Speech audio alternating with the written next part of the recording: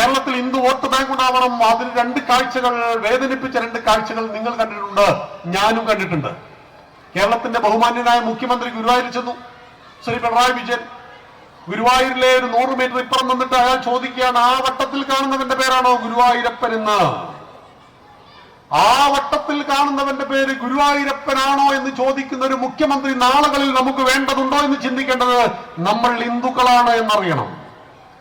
ശബരിമല അയ്യപ്പനെ കാണുവാൻ ഈ രാജ്യത്തിന്റെ പ്രഥമ പൗര രാഷ്ട്രപതി വന്നു 2 മാസം മുമ്പ്. ഇരുമുടിക്കെട്ടുമേന്തി 18 പടികൾ കയറി ഭയഭക്തി ബഹുമാനത്തോടുകൂടി അയ്യപ്പന്റെ മുന്നിൽ ഇരുകൈകൾ കൂട്ടി നമസ്കരിക്കുന്ന രാഷ്ട്രപതിയുടെ ചിത്രത്തിനൊപ്പം വലതുഭാഗത്തും ബസ്സിൽ പിടിച്ച മറ്റൊരാളുണ്ടായിരുന്നു. ആരാണത്? കേരളത്തിന്റെ ദേവസ്വം വകുപ്പ് മന്ത്രി വാസവൻ. അയ്യപ്പനെ കാണുമ്പോൾ 2 കൈകൾ ഹൃദയത്തോട് ചേർത്ത് വെക്കുന്ന ഒരു ദേവസ്വം വകുപ്പ് മന്ത്രി നമുക്ക് വേണ്ടതുണ്ടോ എന്ന് ഹിന്ദുക്കൾ ചിന്തിക്കേണ്ട സമ്മേളനത്തിന്റെ പേര് കൂടിയാണ് ഏകതാ സമ്മേളനം എന്നറിയണം. ഈ നാടിന്റെ രാഷ്ട്രീയ സമവാക്യത്തെ നമുക്ക് മാറ്റണം. ഹിന്ദുക്കൾ എല്ലാ മേഖലയിലും ഏകതയിലേക്ക് വരണം. ഇത് BJPക്ക് വേണ്ടി നടന്ന പരിപാടിയല്ല. കേരളം മുഴുവൻ ഏകതാ സമ്മേളനങ്ങൾ നടക്കുന്നുണ്ട്. അത് എല്ലാ മേഖലയിലേക്കും ഹിന്ദുവിന്റെ മുന്നേറ്റത്തെ സാധ്യമാക്കാൻ വേണ്ടിയിട്ടാണ്. ഈ കഴിഞ്ഞ ജനുവരി 18 മുതൽ ഫെബ്രുവരി 3 വരെ കുംഭമേള എന്ന പേരിൽ മഹാമാഘം തിരുനാവായിൽ നടന്നു. ഞാൻ 2 ദിവസം അവിടെ പോയിരുന്നു. പൂഴിമണല് പോലെ ജനങ്ങൾ വന്നു ചേർന്നു. സംഘാടക സമിതി ആദ്യം കൂടിയപ്പോ പറഞ്ഞത് ടോട്ടൽ 15 ദിവസം കൊണ്ട് 1 ലക്ഷം ആളുകൾ വരുമെന്നൊക്കെയായിരുന്നു. 1 ലക്ഷം ആളുകൾ വരുമെന്ന് പറഞ്ഞു 4 ദിവസം മുമ്പ് പെർമിഷൻ അങ്ങോട്ട് റദ്ദ് ചെയ്തു. അങ്ങനെ മഹാമാഘവും കുംഭമേളവും അങ്ങ് മതി, പ്രയാഗ്രാജിൽ മതി. ഉടുതുണിയില്ലാത്ത സന്യാസിമാരൊന്നും ഇവിടെ കിടന്ന് വിലസണ്ട. അതുകൊണ്ട് പിണറായി വിജയന്റെ സർക്കാർ മഹാമാഘത്തിന് അനുമതി നിഷേധിച്ചു. ആനന്ദമഠം സ്വാമികൾ കോടതിയെ സമീപിച്ചു, ബഹുമാനപ്പെട്ട ഹൈക്കോടതിയെ. 4 ദിവസം മുമ്പ് നമ്മുടെ എല്ലാം സോഷ്യൽ മീഡിയയിൽ വാർത്തയുണ്ടായിരുന്നു, കുംഭമേള ഇല്ല, തിരുനാവായിൽ മഹാമാഘം നടക്കില്ല, പെർമിഷൻ ഇല്ല. പക്ഷേ കോടതിയിൽ പോരാടി കോടതി കൊടുത്തു. അവിടെ കുറുകെ ഒരു പാലം കെട്ടിയിരുന്നു ഈ ഭാഗത്ത് ആ ഭാഗത്തെ പോകുവാൻ. ത്രിമൂർത്തി സംഗമ ഭൂമിയാണ് തിരുനാവായ. ബ്രഹ്മാവിന്റെ ക്ഷേത്രം, വിഷ്ണുവിന്റെ ക്ഷേത്രം, ശിവന്റെ ക്ഷേത്രം മൂന്നും നമുക്ക് ദർശിക്കുവാനുള്ള അവസരമാണ്. ബ്രഹ്മാവ് മഹായാഗം നടത്തിയ സ്ഥലമാണ്. മഹാമാഘം, മാമാങ്കം എന്ന ചുരുക്കപ്പേരിൽ നമ്മൾ വിളിച്ചു എന്ന് മാത്രം. അത് പണ്ഡിത സഭയായിരുന്നു. 12 വർഷത്തിലൊരിക്കൽ ഒന്നിച്ചു ചേർന്ന് പണ്ഡിത സഭ രാജാവിനെ വിളിച്ചു വരുത്തി, രാജാവിന്റെ ഭരണത്തെ വിലയിരുത്തി, വോട്ട് ചെയ്ത് രാജാവിനെ മാറ്റുവാൻ വരെ ശക്തി ഉണ്ടായിരുന്ന പണ്ഡിത സഭയുടെ ആ സംഗമത്തിന്റെ പേരാണ് മഹാമാഘം. വള്ളുവനാട് രാജാവായിരുന്നു, കോലത്തിരിയായിരുന്നു അതിന്റെ അധ്യക്ഷൻ. ലോകം മുഴുവൻ ആരാധിക്കുന്ന അധ്യക്ഷ പദവി കൈക്കലാക്കുവാൻ വേണ്ടി സാമൂതിരി ഫൈറ്റ് ചെയ്തു. സാമൂതിരി കോലത്തിരിയെ തോപ്പിച്ചു. അങ്ങനെ സാമൂതിരിയും കോലത്തിരിയും ബദ്ധവൈരികളായി. സാമൂതിരിയിൽ നിന്ന് അധ്യക്ഷ പദം ഏറ്റെടുക്കുവാൻ വേണ്ടി മഹാമാഘം നടക്കുന്ന വേദിയിലേക്ക് ചാവേറുകളെ അയക്കാൻ തുടങ്ങി. ചാവേറുകൾ വെട്ടിമരിച്ചു. അങ്ങനെ ചാവേറുകൾ ഒരു പ്രാവശ്യം സാമൂതിരിയുടെ തൊട്ടരികിലെത്തി.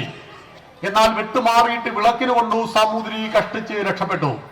ആ ചാവേറിന്റെ കഥ മാത്രമേ നമ്മൾ മാമാങ്കത്തിൽ പഠിച്ചിട്ടുള്ളൂ, നമ്മളെ അത് പഠിപ്പിച്ചിട്ടുള്ളൂ.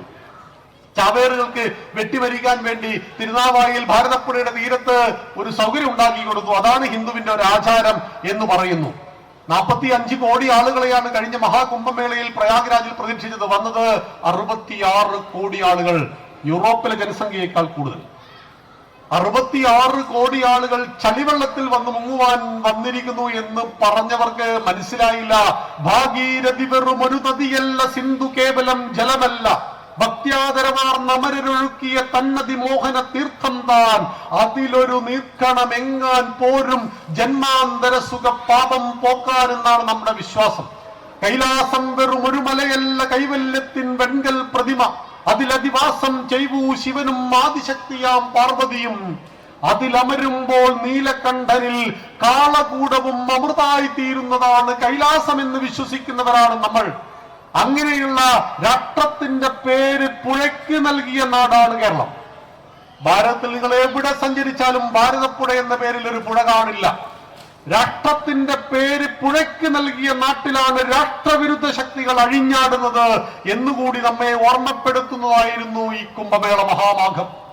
18-ാം തീയതി തന്നെ കുംഭമേള ആരംഭിച്ചു. 19-ാം തീയതി ബഹുമാന്യനായ ഈ നാടിന്റെ ഗവർണർ ഉദ്ഘാടനം ചെയ്തു. ആദ്യഘട്ടത്തിൽ വലിയ തിരക്കുണ്ടായിരുന്നില്ല. എന്നാൽ 21-ാം തീയതി 22-ാം തീയതി ആയപ്പോഴേക്ക് ലക്ഷക്കണക്കിന് ആളുകൾ ആ പുണ്യ നിളയിൽ സ്നാനം ചെയ്യുവാൻ വേണ്ടി അവരും വന്നു തുടങ്ങി. ആ നിളയിൽ ഒരു മാത്രയെങ്കിലും, ഒരു നിമിഷമെങ്കിലും ആ ചുട്ടുപൊള്ളുന്ന വെയിലിൽ വകവയ്ക്കാതെ പുണ്യമായ നിളയുടെ തീർത്ഥത്തിലൊന്ന് മുങ്ങിക്കുളിച്ചാൽ 7 തലമുറയിൽ ചെയ്ത പാപഭാരത്തെ ഇല്ലാതാക്കുവാൻ കഴിയുന്നു എന്ന വിശ്വാസത്തെ മുറുകെ പിടിച്ചുകൊണ്ട് 1 ലക്ഷം ആളുകളെ പ്രതീക്ഷിച്ചെടുത്ത് 40 ലക്ഷത്തോളം ഹിന്ദുക്കൾ വന്ന് മുങ്ങിക്കുളിക്കുവാൻ കഴിയുന്ന രീതിയിലേക്ക് കുംഭമേളയെ മാറ്റുവാൻ കഴിയുന്ന ഒരു വർത്തമാന കാലഘട്ടത്തിലാണ് നമ്മൾ ഈ ഏകതാ സമ്മേളനം നടത്തുന്നത് എന്നുകൂടി നാം അറിയണം. ഹിന്ദുക്കൾ തിരിച്ചറിവിന്റെ പാതയിലാണ്. അമ്പലം ചുമരാണ്, വിഗ്രഹം കല്ലാണെന്ന് കമ്മ്യൂണിസ്റ്റുകൾ നമ്മളെ പഠിപ്പിച്ചു. കമ്മ്യൂണിസ്റ്റുകാരന്റെ കൾച്ചറൽ ഡാമേജ് ഉണ്ടാക്കിയ കമ്മ്യൂണിസ്റ്റുകാരന് ഹിന്ദുവിന്റെ ഉള്ളിൽ നിന്ന് ഭക്തിയെ എടുത്തു കളഞ്ഞു. MD വാസുദേവൻ നായർ നമുക്ക് വളരെ ഇഷ്ടം, മലയാള ഭാഷയുടെ കുലപതി തന്നെയാണ്. പക്ഷെ അദ്ദേഹം ഒരു സിനിമ ഇറക്കി, നിർമാല്യം. ആ നിർമാല്യം എന്ന സിനിമയിലെ കേന്ദ്ര കഥാപാത്രം ഒരു വെളിച്ചപ്പാടാണ്. വെളിച്ചപ്പാട് ദിവസവും തന്റെ പ്രോബ്ലംസ് എല്ലാം ദൈവത്തോട്, ഭഗവതിയോട് പറഞ്ഞു. ഒരു പരിഹാരം ഉണ്ടായിട്ടില്ല. ഒടുവിൽ ഒരു നാൾ ക്ഷേത്രത്തിന്റെ ശ്രീകോവിലുള്ളിലേക്ക് കയറിയ വെളിച്ചപ്പാട് ഭഗവതിയുടെ മുഖത്തേക്ക് കാറി തുപ്പിയിട്ട് ഇറങ്ങിപ്പോകുന്നു. അതോടുകൂടി ഈ സിനിമ അവസാനിച്ചു. ഹിന്ദുവിന്റെ ദൈവങ്ങളെല്ലാം കല്ലുകളാണ്. കണ്ണു തുറക്കാത്ത ദൈവങ്ങളെ, കരയാനറിയാത്ത, ചിരിക്കാനറിയാത്ത കളിമൺ പ്രതിമകളെ എന്ന് പറഞ്ഞപ്പോൾ ആയിരക്കണക്കിന്, ലക്ഷക്കണക്കിന് ഹിന്ദു യുവതി യുവാക്കൾ ഭക്തിയും ക്ഷേത്രത്തെയും ഉപേക്ഷിച്ചു. കാട് കേറി മുടിഞ്ഞ ക്ഷേത്ര ഭൂമിയിൽ ചുമരാണ്, വിഗ്രഹം കല്ലാണെന്ന് പറഞ്ഞ കമ്മ്യൂണിസ്റ്റുകാരൻ ഒരിടത്തും പറഞ്ഞിട്ടില്ല ഇതേ കല്ലുകൾ കൊണ്ടാണ് ചർച്ചും പള്ളിയും സൃഷ്ടിച്ചത് എന്ന്. അല്ലയോ ഹിന്ദു, നീ എന്തിന് വേദങ്ങൾ പരതുന്നു? ചിതലുണ്ടോ എന്നറിയാനോ എന്ന് ചോദിച്ച കമ്മ്യൂണിസ്റ്റുകാർ നമ്മളോട് പറഞ്ഞിട്ടില്ല ഖുറാനും ബൈബിളും ഉണ്ടാക്കപ്പെട്ടത് ഇതേ കടലാസ് കഷ്ണങ്ങൾ കൊണ്ടാണെന്ന് പറഞ്ഞിട്ടില്ല. ഹിന്ദു വിരുദ്ധ കമ്മ്യൂണിസം 60 വർഷം, 6 പതിറ്റാണ്ട് ഹിന്ദുവിന്റെ തലച്ചോറിലേക്ക് അടിച്ചു കയറ്റി യുക്തിവാദ ബോധത്തിന്റെയും നിരീശ്വരവാദത്തിന്റെയും ഹിന്ദു വിരുദ്ധതയുടെയും പ്രേതങ്ങൾ ഇന്നും ഹിന്ദുക്കൾക്കിടയിൽ ജീവിക്കുന്ന ഒരു വർത്തമാന കാലഘട്ടത്തിൽ അമ്പലം ചുമരാണ്, വിഗ്രഹം കല്ലാണെന്ന് പറഞ്ഞ വാദത്തെ ഉപേക്ഷിച്ച് അമ്പലക്കമ്മിറ്റിയുടെ പ്രസിഡന്റാകുവാൻ ഓടി നടക്കുന്ന ലോക്കൽ സെക്രട്ടറിമാരുടെ നാട്ടിൽ അമ്പലങ്ങളിലേക്ക് തേനീച്ച കൂട്ടങ്ങളെ പോലെ കയറി വരുന്ന ഹൈന്ദവ ജനതയ്ക്കുള്ളിലേക്ക് രാമന്റെ, കൃഷ്ണന്റെ സന്ദേശത്തെ എത്തിക്കുവാൻ അനുയോജ്യമായ കാലഘട്ടമാണിത്. കടന്നു ചെൽക എങ്ങുമേ നഗരഗ്രാമഭാവമായി നിറഞ്ഞിടുന്ന ജീവിത തുടിപ്പുകൾ തിരഞ്ഞു നാം, അതിൽ പകർന്നൊഴിക്ക ദേശസ്നേഹഭാവധാരകൾ, കൊളുത്തിവെക്ക ശുദ്ധ ധ്യേയ ബോധമാം വിളക്കുകൾ. അറിവിന്റെ, സനാതന ധർമ്മത്തിന്റെ, പവിത്രമായ നമ്മുടെ സംസ്കാരത്തിന്റെ, ഹിന്ദുവായതിൽ അഭിമാനിക്കുവാൻ എന്തുണ്ട് എന്ന ചോദ്യത്തിന്റെ, ശുദ്ധ ധ്യേയബോധത്തിന്റെ പ്രകാശങ്ങളെ ഹൈന്ദവ മനസ്സുകളിൽ ചേർത്ത് കോർത്ത് കത്തിച്ചു വെക്കേണ്ട ഒരു വർത്തമാന കാലഘട്ടത്തിൽ കൂടിയാണ് നാം ഹിന്ദു ഏകതാ സമ്മേളനം ഇവിടെ വിളിച്ചു ചേർത്തത്. ഒരായുഷ്കാലം മുഴുവൻ കമ്മ്യൂണിസത്തിന് വേണ്ടി വിപ്ലവ കഥകളും കവിതകളും രചിച്ചൊരു കവി ഉണ്ടായിരുന്നു, വയലാർ. ബലികുടീരങ്ങൾ എഴുതിയ അദ്ദേഹമാണ്. രാവണപുത്രി എഴുതിയ അദ്ദേഹം. രാവണന്റെ മകളായിട്ട് സീതയെ പറയുന്ന കമ്പരാമായണത്തെ അധികരിച്ചുകൊണ്ട് രാവണപുത്രി എഴുതി ഹിന്ദുവിനെ അവഹേളിച്ചു വയലാർ. മാറിൽ തുളഞ്ഞു കേറും രഘുവീരന്റെ ബാണങ്ങൾ ഓരോന്നായി വലിച്ചെടുത്തിടവേ കണ്ണു നിറഞ്ഞുപോയി രാവണന് അക്കാട്ടുപെണ്ണിൽ പിറന്ന മകളാണ് മൈഥിലി എന്ന് പറഞ്ഞ ശുദ്ധമായ മലയാളത്തിന്റെ വക്താവായ വയലാർ. താടകയെ കൊണ്ട് രാമനെ ചുംബിപ്പിച്ചു വയലാർ. ഘോരരൂപിണി താടക ഭയങ്കരി വന്മല ചിറകറ്റ് വീഴുന്നത് പോലെ രാമബാണമേറ്റ് മരിച്ചു എന്ന് മലയാള ഭാഷയുടെ പിതാവ് അധ്യാത്മരാമായണത്തിൽ പറയുന്ന ഈ ദുഷ്ടഭയങ്കരിയെ കൊണ്ട് രാമന്റെ കാമുകിയാക്കി വയലാർ. ആ രാത്രി സ്വപ്നവും കണ്ട് വനനദീ തീരത്ത് ശ്രീരാമചന്ദ്രൻ ഉറങ്ങവേ കാട്ടിലൂടെ അനങ്ങാതെ ഒച്ചയുണ്ടാക്കാതെ ഒട്ടുവളകൾ കിലുക്കാതെ ദാശരഥിതനരികത്തനുരാഗ ദാഹ പരവശയായി വന്നു താടക. ഞൻപടുവാർന്ന യുവാവിന്റെ കൈകളിൽ തോൾവരയെത്തിക്കിടന്ന കാർകുന്തലിൽ ഹേമാങ്കകങ്ങളിൽ താടകതൻ തളിർത്താമരമൊട്ടിളം കൈവിരലോടവേ അജ്ഞാനമേതോ മധുരാനുഭൂതിയിൽ അർത്ഥസുത്താന്തർവികാരമുണരവേ ആദ്യത്തെ മാദക ചുംബനത്തിൽ തന്നെ പൂത്തുവിടർന്നുപോയി രാമന്റെ കണ്ണുകൾ. താടകയെ കൊണ്ട് രാമനെ ചുംബിപ്പിക്കുവാൻ നാണമില്ലാത്ത കവികൾ പിറന്ന നാട്ടിൽ ആ കവിക്ക് തിരിച്ചറിഞ്ഞു, ഈ പവിത്രമായ സനാതന ധർമ്മത്തോട് ഞാൻ ചെയ്തു പോയ മഹാപരാധങ്ങൾ മുഴുവൻ പൊറുക്കാൻ വേണ്ടി, കമ്മ്യൂണിസത്തെ ചവറ്റുകൊട്ടയിലേക്ക് വലിച്ചെറിയാൻ വേണ്ടി മരിക്കുന്നതിന്റെ ഏതാനും വർഷങ്ങൾക്ക് മുമ്പ് വയലാർ ഒരു കവിത രചിച്ചു. വാളല്ലൻ സമരായുധം ജനജനധ്വാനം മുഴക്കിയിടുവാൻ ആളല്ല, എന്റെ കരവാള് വിറ്റൊരു മണിപ്പൻ വീണ വാങ്ങിച്ചു ഞാൻ. വിപ്ലവം തോക്കിന്റെ ഉള്ളിലൂടെ ഒന്നും വരില്ല.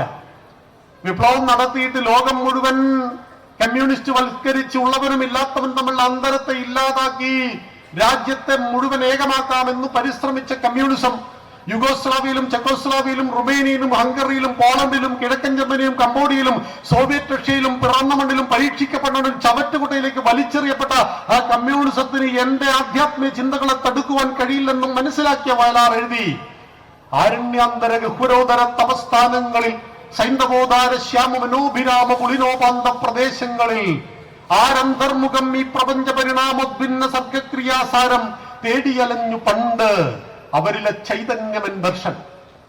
ഈ പ്രപഞ്ചത്തിന്റെ നിഗൂഢതകളെ തേടി ആരണ്യകങ്ങളിൽ അലഞ്ഞ മഹർഷിമാരുടെ ചൈതന്യമാണ് എന്റെ ദർശനമെന്നും, വാളല്ലൻ സമരായുധം ജനജനധ്വാനം മുഴക്കിയിടുവാൻ ആളല്ല, എന്റെ കരവാള് വിറ്റൊരു മണിപ്പൻ വീണ വാങ്ങിച്ചു ഞാനെന്ന് വയലാറിനെ കൊണ്ട് പറയിപ്പിച്ചതാണ് ഈ നാടിന്റെ സനാതന സംസ്കാരം. എതിർക്കുന്നവരെ മുഴുവൻ ഒന്നാക്കി തീർക്കുവാൻ കഴിയുന്ന സമന്വയത്തിന്റെ സംസ്കാരമാണ് ഈ മണ്ണിന്റെ സംസ്കാരം. എന്നാൽ വർത്തമാനകാല കേരളത്തിൽ നേരത്തെ ആമുഖ ഭാഷണത്തിൽ പറഞ്ഞതുപോലെ, സ്വാഗത ഭാഷണത്തിലൊക്കെ പറഞ്ഞതുപോലെ ഹിന്ദു ബിംബങ്ങളെ വക്രീകരിക്കുന്നു. ലോകാ സമസ്താ സുഖിനോ ഭവന്തു എന്ന് നേരത്തെ ഇവിടെ പറഞ്ഞപ്പോ അതിന്റെ മൂന്നാമത്തെ വരി കണ്ടുപിടിച്ചു മറ്റാരുമല്ല, നമ്മുടെ മുഖ്യമന്ത്രി. വല്ലാത്ത കണ്ടുപിടുത്തായി പോയി. ഐസക് ന്യൂട്ടൻ ഭൂഗുരുത്വം കണ്ടെത്തിയത് പോലെയുള്ള കണ്ടുപിടുത്തം. സ്വസ്തി പ്രജാഭ്യാം പരിപാലയന്താം ന്യായേന മാർഗേണ മഹിമഹീഷ ഗോ ബ്രാഹ്മണേഭ്യ ശുഭമസ്തു നിത്യം ലോകാ സമസ്ത സുഖിനോ ഭവന്തു എന്ന ശ്ലോകത്തിന്റെ മൂന്നാമത്തെ വരി മാത്രം പറഞ്ഞു മുഖ്യമന്ത്രി. ഗോ ബ്രാഹ്മണേഭ്യ ശുഭമസ്തു നിത്യം. ഗോക്കൾക്കും ബ്രാഹ്മണനും സുഖം ഉണ്ടായാൽ എല്ലാവർക്കും സുഖം ഉണ്ടാവും. അപ്പൊ ഈ പശുവിനും ബ്രാഹ്മണനും സുഖം മതിയോ? ഞങ്ങൾക്കൊന്നും വേണ്ടേ? ഇതായിരുന്നു ചോദ്യം. ഹിന്ദുക്കൾ കൺഫ്യൂഷനായി. സ്വസ്തി, എല്ലാവർക്കും സ്വസ്തി, ശാന്തി. പ്രജാഭ്യാം പരിപാലയന്ത, പ്രജകൾ പരിപാലിക്കപ്പെടണം. എങ്ങനെ? ന്യായേന മാർഗേണ, ന്യായത്തിന്റെ മാർഗത്തിൽ. ആരാൽ? മഹിം മഹീഷ, ഭൂമി ഭരിക്കുന്ന രാജാക്കന്മാർ ന്യായത്തിന്റെ മാർഗത്തിൽ ഭൂമി ഭരിച്ചാൽ, നാട് ഭരിച്ചാൽ എല്ലാവർക്കും ശാന്തി സമാധാനം. കാർഷിക രാജ്യമായ ഭാരതത്തിന്റെ പ്രതീകമായ ഗോക്കൾക്കും ബ്രാഹ്മണൻ, ബ്രഹ്മതത്വത്തെ അറിഞ്ഞവൻ, സമാജത്തെ ലീഡ് ചെയ്യുന്നത് ബ്രാഹ്മണന്മാരാണ്. സാത്വികസ്യ സത്വപ്രധാനസ്യ ബ്രാഹ്മണസ്യ ശമധമ ഇത്യാദീനി കർമാണി. ഇന്ദ്രിയങ്ങളെയും മനസ്സിനെയും നിയന്ത്രിച്ചുകൊണ്ട് അതീവ ബുദ്ധിശാലിയായ മനുഷ്യന്റെ പേരാണ് ബ്രാഹ്മണൻ. ചാതുർവർണ്ണം മയാസിഷ്ടം ഗുണകർമ്മ വിഭാഷ എന്ന് ഗീതയിൽ തന്നെ ഭഗവാൻ പറഞ്ഞിട്ടുണ്ട്. 4 വർണ്ണങ്ങൾ ഞാനുണ്ടാക്കിയതാ ഗുണത്തിന്റെ കർമ്മത്തിന്റെ അടിസ്ഥാനത്തിൽ. എന്നാൽ ഇന്ന് ആ ബ്രാഹ്മണ സമൂഹത്തെ നമ്മുടെ മുന്നിൽ വില്ലന്മാരായി ചിത്രീകരിക്കുന്നു. ശ്യാംകുമാർ എന്ന് പറയുന്ന ഒരു ഹിന്ദു വിരുദ്ധരുണ്ട്. അയാൾ പറയുക മുസ്ലിം സ്ത്രീകൾ പർദ്ദയിടാൻ കാരണം ബ്രാഹ്മണന്മാരാണെന്ന്. ഒരു പിടിയും കിട്ടിയില്ല. അപ്പോഴാണ് ഞാൻ ചുമ്മാ ഒന്ന് ഗൂഗിളിൽ സെർച്ച് ചെയ്ത് നോക്കി കേരളത്തിലെത്ത നമ്പൂരി ബ്രാഹ്മണന്മാരുണ്ടെന്ന് അറിയാൻ വേണ്ടി. 0.7%. 1% പോലും എടുക്കാനില്ല. ഈ 0.7% വരുന്ന ബ്രാഹ്മണന്മാരെ കൊണ്ടാണ് കേരളത്തിലെ മുഴുവൻ പ്രശ്നം എന്ന് പറയുമ്പോൾ ഹിന്ദുവിനെ പഴയ ജാതീയത ഓർമ്മിപ്പിച്ചുകൊണ്ട് ബ്രാഹ്മണൻ, ക്ഷത്രിയൻ, വൈശ്യൻ, ശൂദ്രൻ എന്ന ചാതുർവർണ്ണ വ്യവസ്ഥിതിയെ പുലയൻ, പറയൻ, നായർ, നമ്പൂതിരി എന്നാക്കി മാറ്റി നമ്മളെ തമ്മിൽ തല്ലിക്കുവാനുള്ള ഇടപാടുകൾ ഇപ്പോഴും നടക്കുന്നു. കർക്കിടകത്തെ രാമായണ മാസമായിട്ട് ആചരിക്കുവാൻ നമ്മൾ തീരുമാനിച്ചു. രാമായണം വായിക്കാൻ തുടങ്ങിയപ്പോ ഒരുപാട് പ്രോബ്ലം ഉണ്ടായി. ഈ അടുത്ത കാലത്ത് ഒരു വിദ്വാൻ പറയുക രാമായണം വായിക്കരുത്, അത് ബ്രാഹ്മണന്മാരുടെ കാല് പിടിക്കാനുള്ളതാണ് എന്ന്. അതിന് നമ്മുടെ ബാലകാണ്ഡത്തിലെ ഒരു വരിയുണ്ട്. കാരണഭൂതന്മാരാം ബ്രാഹ്മണരുടെ ചരണാരുണാംബുജലീന പാംസു സഞ്ജയം മമ ചേതോദർപ്പണത്തിന്റെ മാലിന്യമെല്ലാം തീർത്തു ശോധന ചെയ്തിടുവാൻ ആവോളം വന്ദിക്കുന്നേൻ. ബ്രാഹ്മണൻ എന്ന പേര് കേട്ടാൽ ശ്യാംകുമാറിന്റെ കിളിമോ. വേടന്മാർ വന്നു, ഞാൻ പുലയനല്ല, പാണനല്ല, പറയനല്ല, നീ തമ്പുരാനുമല്ല, ആണെങ്കിൽ എനിക്കൊരു അടുത്ത വരി ആർക്കും പാടാൻ കഴിയില്ല, അവന് മാത്രമേ പാടാൻ കഴിയൂ. അവന്റെ പാട്ട് നമ്മുടെ കുട്ടികളെ പഠിപ്പിച്ചാൽ നമ്മുടെ കുട്ടികൾ ഒന്നുമില്ലാതെ തീരും. അപ്പോഴാണ് നന്ദഗോവിന്ദം വന്നത്. രാധകൻ പ്രേമത്തോടാണോ കൃഷ്ണ, ഞാൻ പാടും ഗീതത്തോടാണ്. ഏറ്റുപാടുവാൻ ലക്ഷക്കണക്കിന് ഹിന്ദുക്കൾ, അമ്മമാര്, കുടുംബങ്ങൾ വന്നങ്ങോട്ട് അണിനിരക്കുകയാണ്. പൂഴി പോലെ, മണൽ നിറഞ്ഞതുപോലെ മനുഷ്യൻ നിറഞ്ഞിരിക്കുകയാണ് നന്ദഗോവിന്ദ ഭജൻസിൽ. എപ്പോഴാണ്?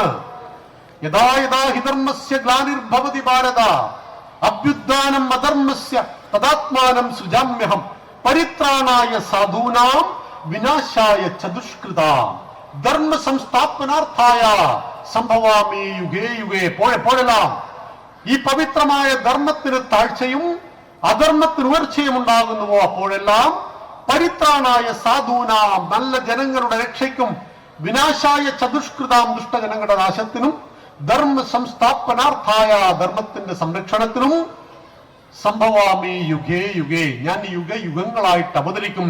ത്രേതായാം മന്ത്രശക്തിശ്ച ജ്ഞാനശക്തി കൃതേ യുഗേ ദ്വാപരേ യുദ്ധശക്തിശ്ച സംഘേ ശക്തി കലോ യുഗേ. ഇത് കലിയുഗമാണ്. ഭഗവാൻ ശ്രീകൃഷ്ണന്റെ ദേഹവിയോഗത്തിനു ശേഷം ഹിന്ദുവിന്റെ കലണ്ടർ പ്രകാരം 5127 കലണ്ടർ സ്വന്തമായിട്ടുള്ള നമ്മളാണ് 2026 ജനുവരി 1 പൂത്തിരി കത്തിച്ചത്. സ്വന്തം കലണ്ടർ 5127 വർഷം പഴക്കമുണ്ടെന്നറിയണം. ഭഗവാന്റെ ദേഹവിയോഗത്തിന് ശേഷമാണ് കലിയുഗം കൃഷ്ണവർഷം ആരംഭിക്കുന്നത്, യുഗാബ്ദം. ആ കൃഷ്ണവർഷം 5127 4,20,000 വർഷമുണ്ട് കലിയുഗം. ഈ കലിയുഗത്തിൽ എവിടെയെങ്കിലും കൽക്കി വന്നേക്കാം. മത്സ്യക്കൂർമ്മ വരാഹശ്ച നരസിംഹോ ഇതി വാമന രാമോ രാമ രാമശ്ച കൃഷ്ണ കൽക്കി ഇതിതേ ദശ എന്ന് പറയുമ്പോൾ വിഷ്ണുവിന്റെ 10 അവതാരങ്ങളിൽ കൽക്കി വന്നിട്ടില്ല. നമ്മൾ കൽക്കിയെ വെയിറ്റ് ചെയ്യരുത്. കൽക്കി വരുമ്പോൾ വരട്ടെ. ഉദ്യമം, സാഹസം, ധൈര്യം, ബുദ്ധി, ശക്തി, പരാക്രമവും ഷഡേതേ പ്രവർത്തന്തെ. ഈ 6 ഗുണങ്ങൾ ഏതൊരു വ്യക്തിയിൽ പ്രകാശിക്കുന്നുവോ അവനിലൂടെയാണ് ഞാൻ പ്രകാശിക്കുക എന്നാണ് നമ്മുടെ ആചാര്യന്മാർ പറഞ്ഞിരിക്കുന്നത് എന്നറിയണം. അതുകൊണ്ട് ഉദ്യമം, സാഹസം, ബുദ്ധി, ശക്തി, പരാക്രമം ഈ 6 ഗുണങ്ങൾ സമന്വയിക്കപ്പെട്ടവരുടെ സമ്മേളനം കൂടിയാണ് ഹിന്ദു ഏകതാ സമ്മേളനം. നമുക്ക് ഈ ലോകത്തോട്, രാഷ്ട്രത്തോട്, ഈ വിശ്വത്തോട് ഒരുപാട് ദൗത്യങ്ങളുണ്ട്. ആ ദൗത്യങ്ങളെ ചെയ്യുവാൻ നമ്മളെ ഓർമ്മപ്പെടുത്തുന്ന സംഗമമാണ് ഹിന്ദു ഏകതാ സമ്മേളനം.